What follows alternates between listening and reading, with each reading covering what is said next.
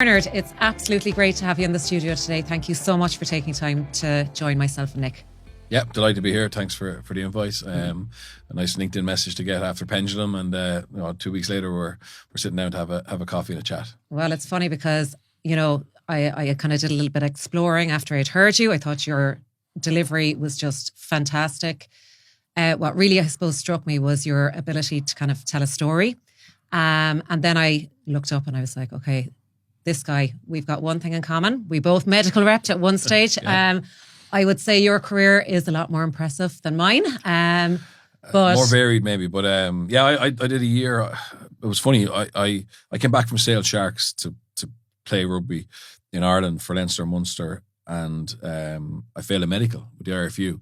So effectively, I had no contract. I wasn't fit to take on a contract. So I went back for a year and worked as a pharmaceutical rep with AstraZeneca, calling into GPs in the Leinster area.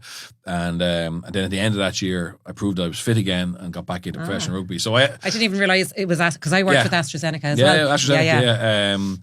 So it was great. It was a great experience of, I suppose, preparing me for life after rugby, because a lot of players, if you go into an academy, all you have is rugby, and then at 34, 35, you're retiring, and it frightens the life out of a lot of people. And it creates a lot of stress. Whereas I knew I was very lucky to be a professional rugby player, and I always knew I had to work afterwards. And that little year was a great grounding in what life is like from 9 to 5 compared to pro athlete. And that's what I was going to say to you, is like that transition from being a professional rugby player to what you're doing now, which is like high performing teams and motivational talking around that.